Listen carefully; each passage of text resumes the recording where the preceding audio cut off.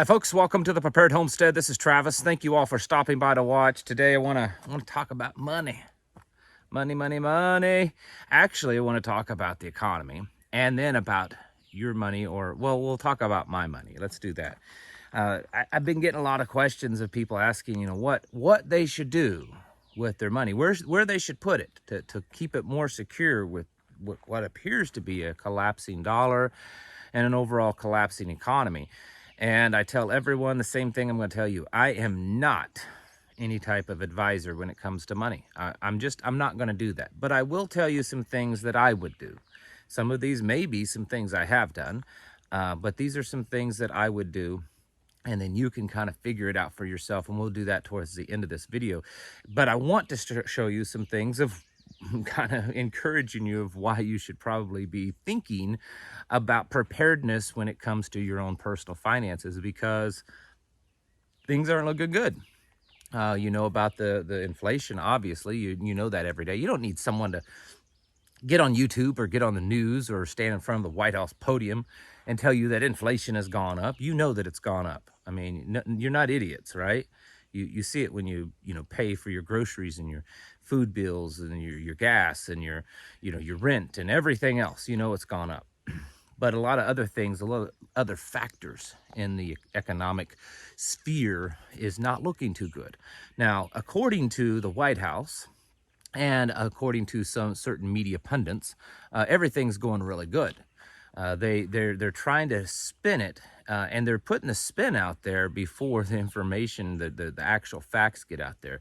In the last few days, many of you have seen that the White House issued a press release talking about how, well, recession doesn't necessarily mean recession. I mean, there's really various factors, and there's different economists that look at recession differently. And so while some people may call this a recession, it could be a little different than that. There's a different way to define it.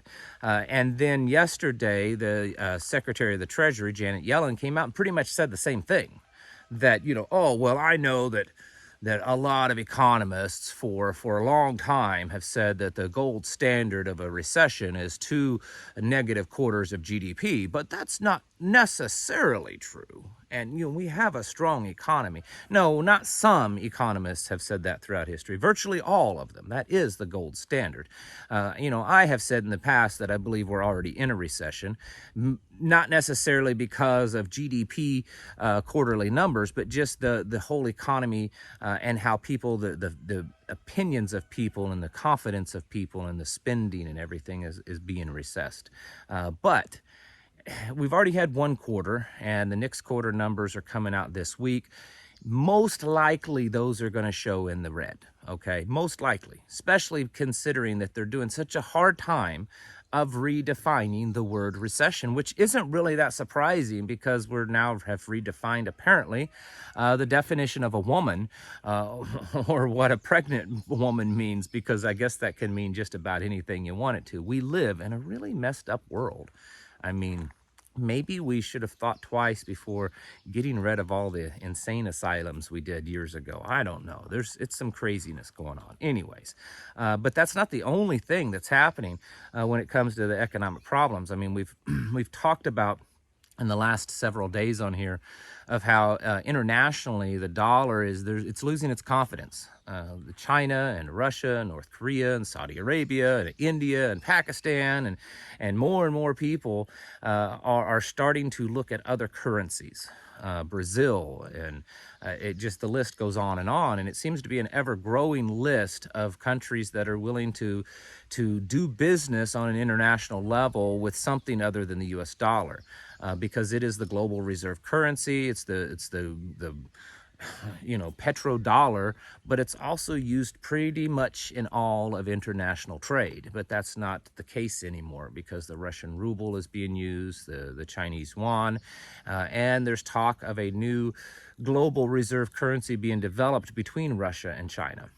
and it would be gold backed, which of course our currency is not gold backed. So there's already this international confidence level that's waning when it comes to the US currency. Here back home, it's not much different. Consumer confidence levels are low. They have dropped recently in the last few months, along with consumer spending, depending on how you look at it. Consumer spending is cooling, is what they say, which means it's not really plummeted, but it's definitely not what it was. But here's what they're not telling you. These consumer spending numbers are based on the total overall cash amount, dollar amount that's being spent. And so if 2 years ago, your family spent, let's just use round numbers and say your family spent $500 a month in groceries, okay? Now, if you went and bought those exact same groceries, they wouldn't be $500. They would be at minimum probably $550 to $600, maybe even close to $700, depending on what it is, and even could be more, because certain items, as you know, have gone up considerably higher than just the 9% inflation. If you went and bought the exact same thing, you're going to spend more money. And so that's where a lot of this consumer spending is. And being that we haven't seen consumer spending spike with the increasing inflation, tells me that people are buying less. The only reason that the consumer spending numbers is just barely, and I think last I saw it was like 0.2, 0.2 or 0.2 or something like that. The reason why it's still kind of in the positive is because of inflation. So, you know, if you were buying $500 in groceries 2 years ago, you're probably buying the equivalent of maybe $300 to $350 in groceries, but paying over $500 a month, which shows that consumer spending is still up. And they know this, okay? They know this because they know that you're spending out of your savings. I want you to watch this clip here of one of Biden's chief financial advisors in the White House, and he says kind of just that. He says, well, you know, people are spending their excess savings. Excess savings? Since when is that even a thing? I mean, I grew up in a world that, you know, in a country that everyone was encouraged to save. And so I don't know how you could have excess savings. Must be some kind of new Marxist term. But that's what this guy says. And he says, you know, they're taking their excess savings and they're going out there and they're buying, and it's keeping, you know, the economy going and consumer spending up. And he acts like that's a good thing. And folks, that's not. That means people are dipping into their savings just to buy their groceries and pay their gas bill and their rent and their other utilities, which is a really, really bad thing. But listen to this clip here. Many also still have excess savings. This is one of the things that's helping to fuel consumer spending, which again is 70% of our economy. The way that they spend things is absolutely astonishing. Another thing that's come out recently is the manufacturing numbers. The manufacturing numbers are actually really, really down. They're showing about 11 or 12% lower than what they were originally expected to be for this month. We're talking negative 22 in the numbers. Look at these charts here. It's showing how they've really gone downhill. And what this means is that manufacturers are no longer putting a lot of money into manufacturing. They're not making a lot of stuff. They're not expanding. They're not growing. And according to the Fed, in a survey they did, most of the companies and the industries complain that they can't get anyone to come work for them. No, there's no one to come work. Most employers now are looking for people to come work for them. But the fact is that this is hurting the overall economy. The Fed is expected to raise the interest rates again this week, 0.75%. So when you take all of this in and a lot more, increasing debt, constant spending. I mean, it's insane the amount of spending that's going on. It's like every few days we're sending hundreds of millions or billions of dollars to this person, that person overseas, do this, do that. And all the while we see GDP dropping, consumer confidence dropping, consumer spending dropping. We're seeing inflation going up. We're seeing the dollar, you know, confidence in the dollar dropping. This is happening at a pretty hefty pace right now. And so a lot of you might be wondering what you should do economically. Well, number one, there are some great YouTube channels out there that have a more preparedness mindset, and that they also kind of help advise. There's Economic Ninja, there's Johnny Bravo, there's another one that I can't remember his name. But anyways, he's a British guy, but he has some pretty good advice.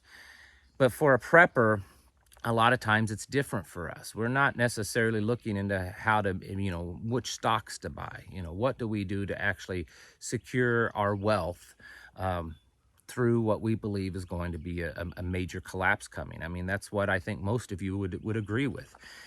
So I'm just not. I'm not going to answer that question directly by telling you what to do, but I will tell you what I would do. If I was, and I am just an average working person. I don't have loads of wealth, stacked in the bank and, major savings and investments and things like that. My focus would not be so much of how to move my money into something that was as secure like gold or silver. My primary focus was to make sure that my family, my home, we were prepared as much as we could be. We had the property and it was set up the best that we could. We had preparations put away. We had all the equipment and the things that we needed to be as self-sufficient as possible. And the reason why I would say that is because let's say we do go through a Venezuelan style crash where people are actually really starving. They're really hungry. Their money's buying nothing. There's food shortages and hyperinflation. And people get to that point to where they're willing to, enact some level of violence and maybe even a great level of violence against you just to have food. And you didn't stock up on anything, but you sure have some gold and silver put away. Those people that do have food out there, they're not going to be so interested a lot of times in your gold and silver. They're going to be interested in bartering and trading other things that have value in that moment. Yes, gold and silver will always retain its value, but in the moment of panic and chaos and starvation, well, you can't eat gold, okay? So I would also look into putting things away for yourself, for your own food, to take care of your family. To me, that would be a higher priority. And that is how I look at it. Even now, even though we have what I feel is a somewhat decent level of preparedness, okay? When I look at, my wife and I look at how much money we have each month to put towards preparedness, more of the money than not is going towards food or ammunition or tools or improvements around the home. And then we put some aside that might be to go to gold or to silver or something like that. So again, to me, that's the priority. Now, the big debate is gold, silver versus crypto. I'll be honest with you, I'm not a crypto guy. And if you want to know more about crypto, you can find that on YouTube also. I'll tell you what, and from my opinion, what the bad things with crypto. Too much of it, mainly Bitcoin. There's too much weirdness there going on of where Bitcoin really came from and who really owns all of Bitcoin and who really controls it. Belief is anywhere between the communist Chinese to the CIA.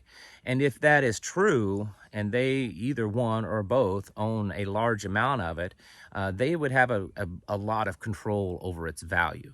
Secondly, Bitcoin is only beneficial if there is a grid that exists, if there's electricity and computers and things like that. And if something was to happen, a certain type of black swan event like a CME or an EMP or something like that, to where you did not have access to computers and technology and all that, it really kind of becomes, well, valueless, because it's just some numbers and a little card, memory chip or something.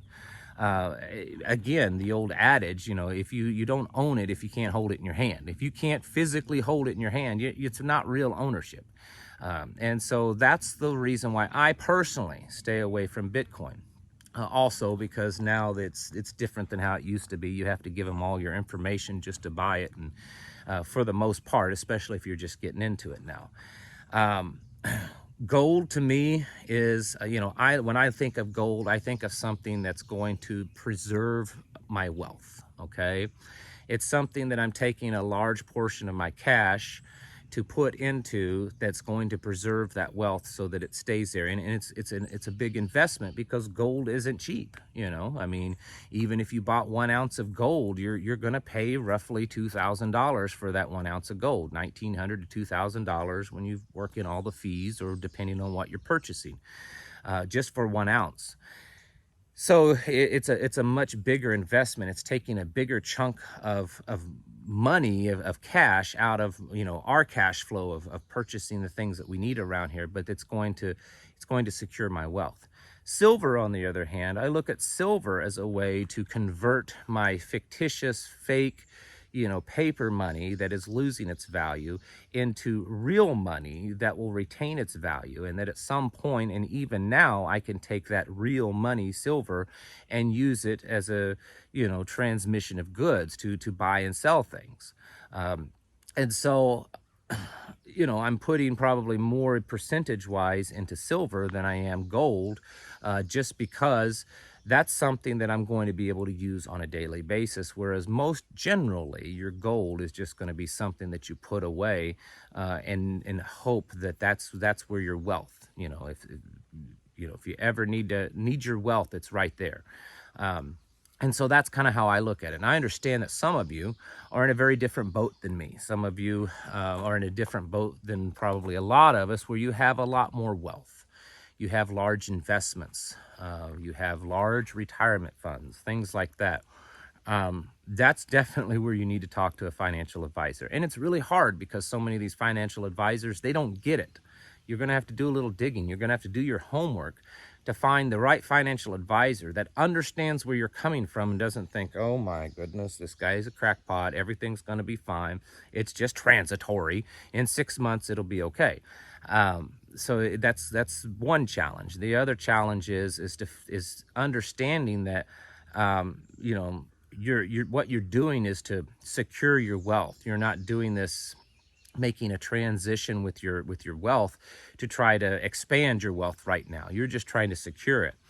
So putting it into things that are secure, like land, again, gold, things that are secure, that even in a collapse are going to retain their value, is something you should do. But before you do that, even if you are really wealthy, you've got all this money, if you don't have a place to survive on, if you don't have, you know, things stocked up, beans, bullets, rice, you know, the tools that you need, those millions of dollars or hundreds of thousands of dollars or whatever you have stacked in gold bars or in, you know, some type of secure investment isn't going to do you any good if everything collapses and everyone's starving and you've got to actually survive. You know, major collapses like that are true leveling fields. And it doesn't matter if you're a multi-millionaire or if you make minimum wage, everyone gets hungry the same way. And so the big question is what are you going to do now with whatever the wealth is, whether it's $10 to your name or $10 million? What are you going to do now to prepare yourself and your family for this collapse that's happening right before our eyes? Get your houses in order, folks. Prepare mentally, physically, and spiritually. Thanks for watching, and I'll catch you in the next video.